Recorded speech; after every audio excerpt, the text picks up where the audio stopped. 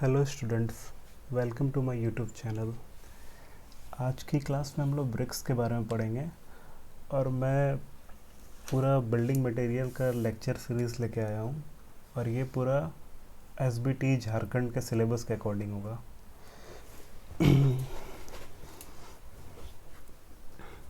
तो सबसे पहले एसबीटी झारखंड का सिलेबस देख लेते हैं। The first thing we have to read is brick earth. Brick earth means brick का अर्थ, जैसे ब्रिक्स जो है वो क्ले से बनता है, तो क्ले मीन्स मिट्टी हो गया। तो कैसा मिट्टी ब्रिक के लिए सही रहेगा, ये सब के बारे में हम लोग देखेंगे। इट्स कंपोजिशन मीन्स जिससे ब्रिक्स बन रहा है उसका क्या कंपोजिशन होना चाहिए, कैसा मिट्टी होना चाहिए, उसके बारे में देखेंगे। फिर वैसे हम लोग कैसे सेलेक्ट करेंगे उसको।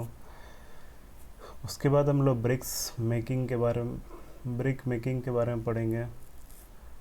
इसमें हम लोग देखेंगे preparation of brick, moulding, drawing, burning in kills.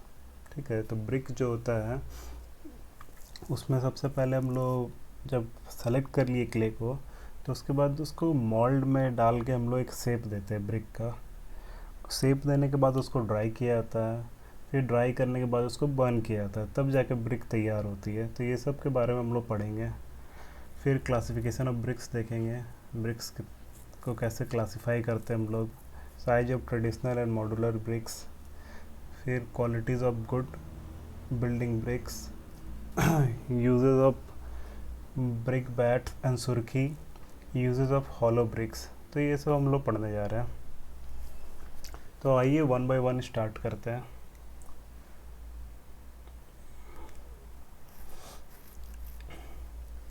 सबसे पहले ब्रिक्स होता क्या है। The bricks are obtained by molding clay in rectangular blocks of uniform size and then by drying and burning these blocks. तो ब्रिक्स कैसे बनता है, एक मोल्ड रहता है आपका रेक्टेंगुलर, ये ब्रिक के साइज का मोल्ड रहता है। मोल्ड बोले तो सांचा, तो ये सांचा है, इसी में ब्रिक्स यानी क्ले को डाला जाता है। पूरा जब मिट्टी भर दिया जाता है तो ये ब्रिक्स का ब्रिक का शेप ले लेता है। ठीक है, ब्रिक तैयार हो जाता है, फिर उसको ड्राई किया जाता है, सांचा से निकाल के फिर उसको ड्राई किया जाता है। फिर ड्राई करने के बाद बर्न किया जाता है। बर्न करने के बाद जो है आपका ब्रिक तैयार होता है। आगे देखते हैं ब्रिक के बारे में। Bricks are one of the oldest building material, सबसे ओल्डेस्ट बिल्डिंग मटेरियल है, and continues to be a most popular and leading construction material because of being cheap, durable and easy to handle and work with. Brick तो आपका सबसे oldest material है, मतलब कि बहुत पहले से ब्रिक यूज़ हो रहा है। इनफैक्ट हम लोग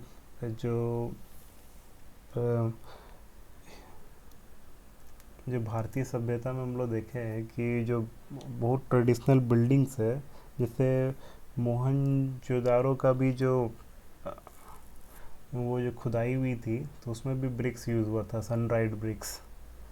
तो ये काफ़ी पुराना जो है बिल्डिंग मटेरियल है और अभी भी ये इतना पॉपुलर है क्योंकि ये काफ़ी चीप है, मतलब काफ़ी सस्ता है, ड्यूरेबल भी है, easy to handle and work with, और बहुत इजीली इसके साथ हैंडल और वर्क कर सकते हैं हम लोग।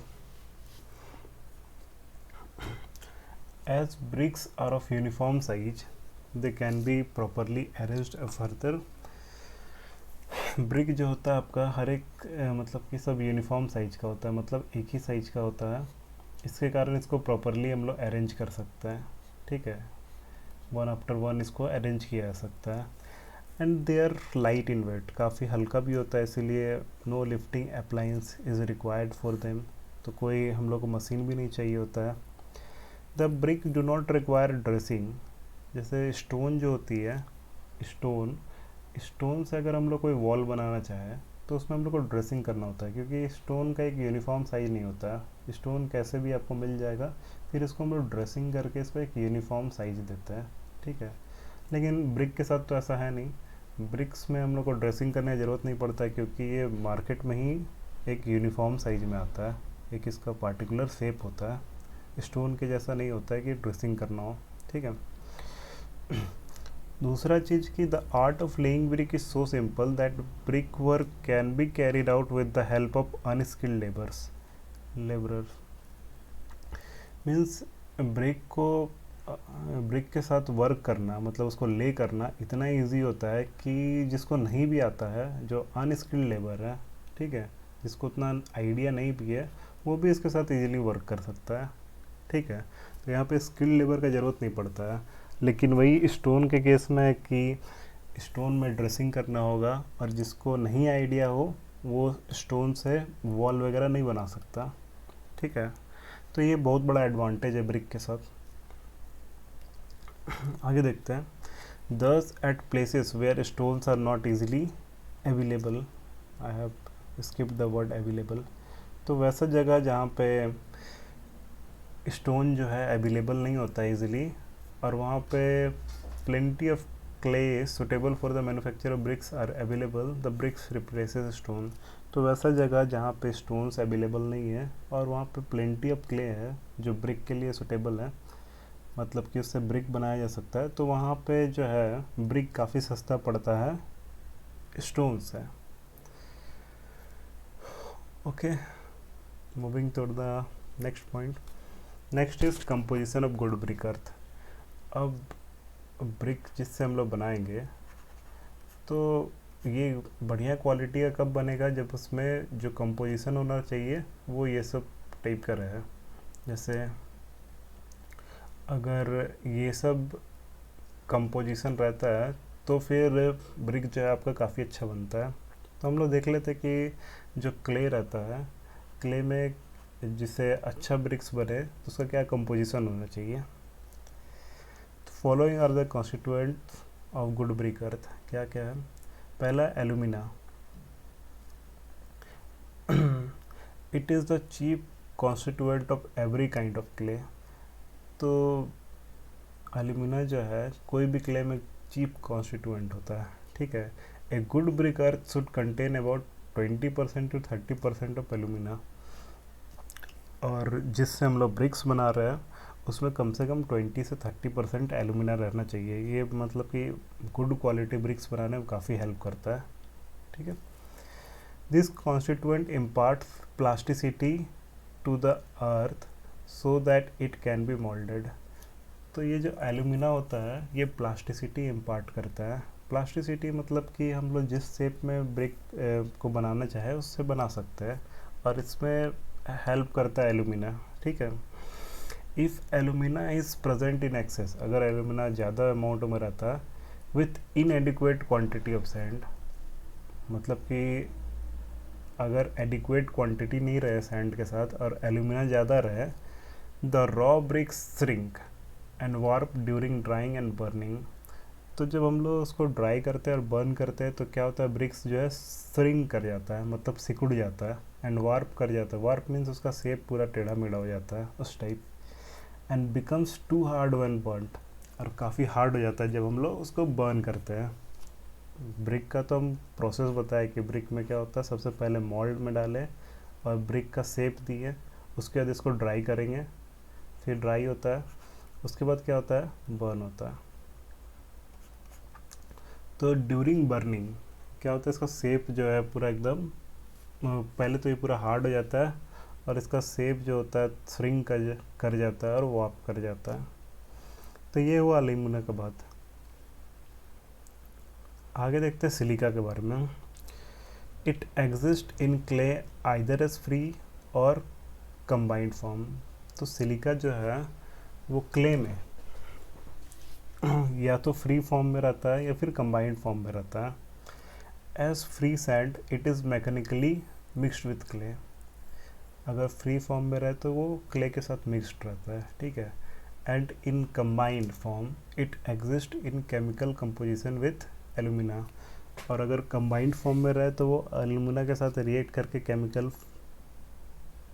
मतलब कि केमिकल कंपोजिशन में रहता है। A good brick earth should contain about 50 to 60% of silica. और जो गुड ब्रिक अर्थ होता है मीन्स जो क्ले जिससे हम लोग ब्रिक बना रहे हैं उसमें 50 to 60% सिलिका रहना चाहिए, ये काफ़ी अच्छा होता है। इट, अब इसका फ़ायदा देखते हैं क्या है। It enables the brick to retain it shape, ये ब्रिक को अपना शेप को रिटेन करने में हेल्प करता है। इम्पार्ट्स ड्यूरेबिलिटी, ड्यूरेबिलिटी भी इम्पार्ट करता है।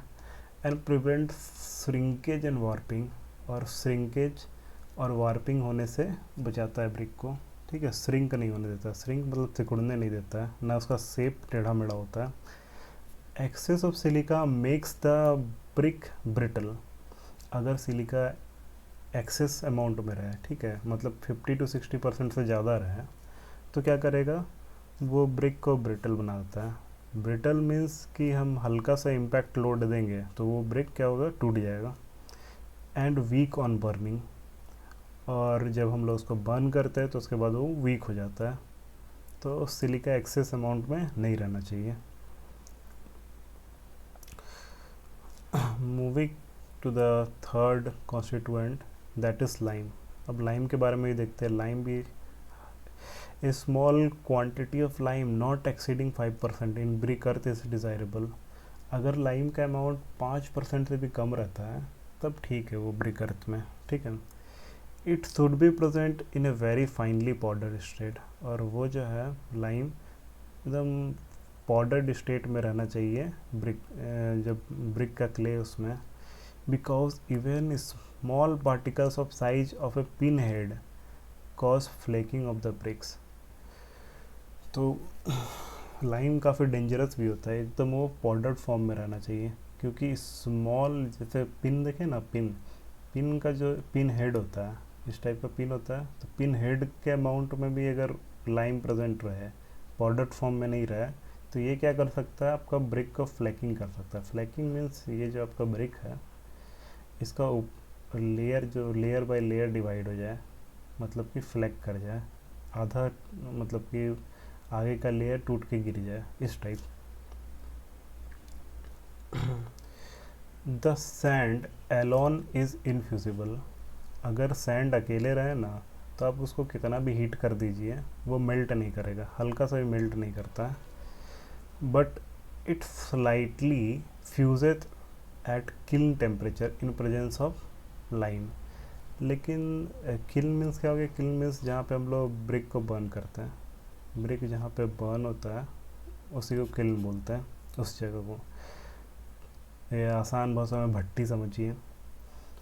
तो लाइम जो है ना सिलिका को हल्का सा फ्यूज़ कराने में हेल्प करता है, मतलब लाइम अगर प्रेजेंट रहे क्ले में तो उससे सैंड क्या होता है, हल्का सा मेल्ट करता है, ठीक है, मेल्ट करता है। Such fused sand works as a hard cementing material for brick particles, और वही जो फ्यूज सैंड है, मतलब कि हल्का सा जो सैंड मिक्स किया है, मेल्ट किया है, तो वो काफ़ी हार्ड सीमेंटिंग मटेरियल के रूप में उभरता है। मीन्स उसमें हल्का सीमेंटिंग क्वालिटी आ जाता है for brick material. The excess of lime causes the brick to melt, अगर लाइम जो है एक्स्ट्रा रहे, एक्सेस रहे, मीन्स 5% से ज़्यादा है, तो वो क्या करेगा, ब्रिक को मेल्ट करवा देगा। And hence it shape is lost, और इसीलिए उसका शेप जो है आपका लॉस हो जाता है। The lumps of lime are converted into quick lime, अगर लाइम जो है आपका पाउडर फॉर्म में नहीं रहे, थोड़ा बड़ा बड़ा लम्प्स रहे, तो वो क्या हो जाता है, कन्वर्ट हो जाता है क्विक लाइम में। And after burning and this quick lime slakes and expands in presence of moisture. तो जो लम्प्स ऑफ लाइम है, जब हम इसको बर्न करते हैं तो ये क्विक लाइम में कन्वर्ट हो जाता है, और यही क्विक लाइम जो है जब मॉइस्चर के प्रेजेंस में आता है तो उसमें स्लैकिंग हो जाता है। ये सब हम लोग पढ़े हैं कि क्विक लाइम जो है उसको CA हो गया, और वो मॉइस्चर के प्रेजेंट में आता है तो स्लैक्ड लाइम बनाता है।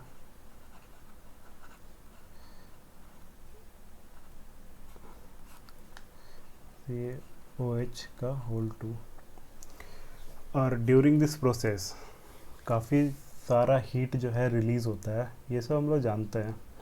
Such action result in splitting of BRICS into pieces, जिसके कारण क्या होता है, ब्रिक्स जो है आपका स्प्लिट कर जाएगा पीसेस में, ठीक है, तो इसलिए लाइम जो है आपका काफ़ी ख़तरनाक भी है। आगे देखते हैं। नेक्स्ट है iron oxide. A small quantity of oxide of iron to the extent of about 5 to 6% is desirable in good brick earth। तो अगर आयरन ऑक्साइड जो है आपका वो 5 से 6% रहा है तो वो मतलब बढ़िया बढ़िया ब्रिक बनाने में हेल्प करता है।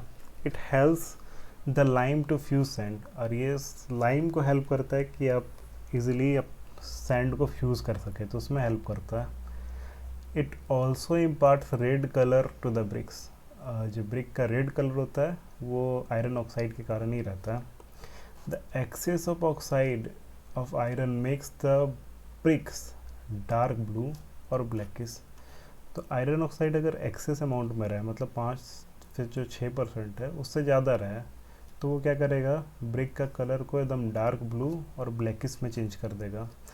If on the other hand the quantity of iron oxide is comparatively less, अगर लेस अमाउंट में रहता है, the brick will be yellowish in colour, तो ब्रिक को जो है ब्रिक जो है आपका येलोविश कलर का हो जाएगा। Next magnesia. A small quantity of magnesia in brick earth imparts yellow tint to the bricks and decreases shrinkage। तो मैग्नीशिया अगर स्मॉल क्वांटिटी में रहता है तो क्या करेगा, येलो टिंट देता है, मतलब येलो कलर ब्रिक को प्रोवाइड करता है, और श्रिंकेज जो है उसको डिक्रीज करता है, मतलब श्रिंक नहीं होने देता है ब्रिक को। But excess of magnesia leads to decay of bricks, लेकिन अगर मैग्नीशिया एक्सेस अमाउंट में रहे तो क्या करेगा, डिके कर देगा ब्रिक्स का। ये सब तो हम लोग देख लिए। आगे हम लोग देखते हैं हार्मफुल इंग्रेडिएंट्स इन ब्रिक अर्थ। तो क्या क्या हार्मफुल इंग्रेडिएंट्स है, तो अभी हम लोग लाइम के बारे में पढ़े। लाइम तो काफ़ी हार्मफुल रहता है। लाइम हम बताया है कि लाइम जो है आपका हमेशा एक तो 5% से कम में रहना 5% से कम रहना चाहिए, ऊपर से लंप के फॉर्म में नहीं रहना चाहिए, मतलब बड़ा बड़ा लाइम का लंप नहीं होना चाहिए, एकदम पाउडर्ड फॉर्म में रहना चाहिए। पाउडर्ड फॉर्म में इसलिए रहना चाहिए क्योंकि हल्का सा पिन हेड का भी लंप रहता है तो क्या करता है, फ्लेकिंग करवा देता है ब्रिक का। फ्लेकिंग मीन्स बाहर का जो तह होता है वो टूट के गिर जाता है। ये सब जो है एडवर्स इफेक्ट है। और बहुत एक्सेस अमाउंट में लाइम रहता है तो वो क्या करता है, ब्रिक को मेल्ट करवा देता है। ब्रिक जो है मेल्ट कर जाएगा, पिघल जाएगा, जिसके कारण उसका शेप रिटेन नहीं कर पाएगा, जिसका शेप होता है उस शेप रिटेन नहीं कर पाएगा। नेक्स्ट हार्मफुल इंग्रेडिएंट है वो है आपका iron pyrite.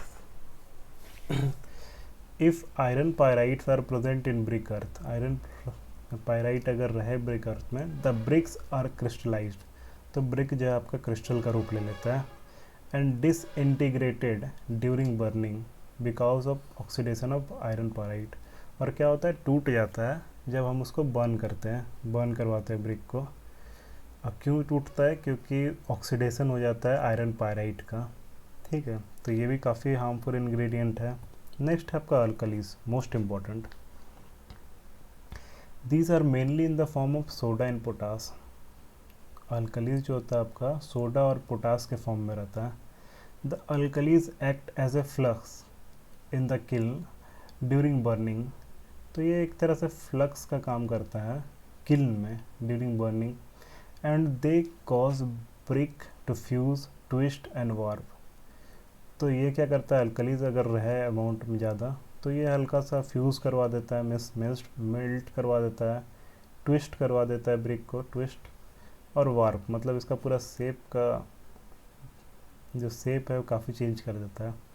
As a result the brick are melted and they lose their shape, तो ब्रिक जो है आपका मेल्ट कर जाता है और उसका शेप जो उसका रहता है वो शेप रिटेन नहीं कर पाता है। तो ये भी आपका अल्कलीज जो है काफ़ी प्रॉब्लम क्रिएट करता है। Further the alkalis remaining in BRICS will absorb moisture from the atmosphere. Alkalis फिर भी ब्रिक में अगर रह जाता है आफ्टर बर्निंग तो क्या करता है, मॉइस्चर को एब्जॉर्ब करता है। When bricks are used in machinery, जब हम लोग ब्रिक को यूज़ करते हैं कुछ भी बिल्डिंग वगैरह या फिर वॉल बनाने में, तो वो क्या करता है, वहाँ पे जो आपका मोटार रहता है, मतलब सीमेंट सैंड का जो पेस्ट होता है उससे वो मॉइस्चर गेन कर लेता है। सच मॉइस्चर व्हेन इवापोरेटेड, जब वो मॉइस्चर एवापोरेट होता है, leaves behind grey and white deposit on the wall surface. तो जैसे ब्रिक को अगर हम लोग यूज़ किए जिसमें अल्कली बहुत है, ठीक है, तो वो क्या करेगा, जो ये बीच में मोटार होता है, ठीक है, मोटार से क्या करेगा, मॉइस्चर गेन कर लेता है।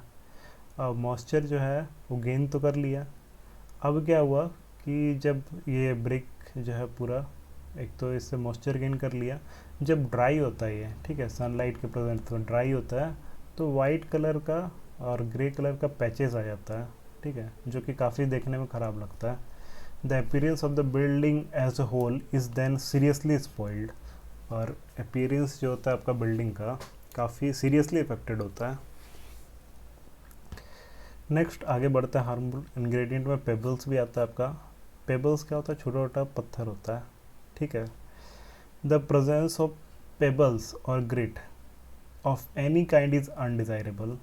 तो हम लोग का ब्रिक जो है उसमें पेबल्स वगैरह नहीं होना चाहिए, ग्रिट नहीं रहना चाहिए। ये क्या करता है, because it will not allow the clay to be mixed uniformly which will result in weak and porous brick. तो जो क्ले जो है उसको यूनिफॉर्मली मिक्स नहीं होने देता। मान लीजिए अगर हम लोग का जो क्ले है, जो मिट्टी है, उसमें अगर छोटा छोटा आपका पेबल्स भी आ जाए, तो पेबल्स एक तरफ आ जाए और एक तरफ पूरा मिट्टी रहे, तो प्रॉब्लम क्या होता है कि पेबल्स के मतलब कि इसके कारण क्या होता है, स्पेस हो जाता है बीच में, ठीक है। अगर इसको हम बड़ा बनाएं तो ये मान लीजिए पेबल्स है, ठीक है, ये पेबल्स हो गया। तो पेबल्स में क्या होता है कि बीच बीच में स्पेस बच जाता है, तो स्पेस बचने के कारण ये पोरस हो जाता है। पोरस मीन्स इससे वाटर इसमें डालेंगे तो क्या होगा, वाटर जो है पोरस ये हो जाता है, तो वाटर आराम से इससे पास कर सकता है। तो ये काफ़ी हार्मफुल हो जाता है।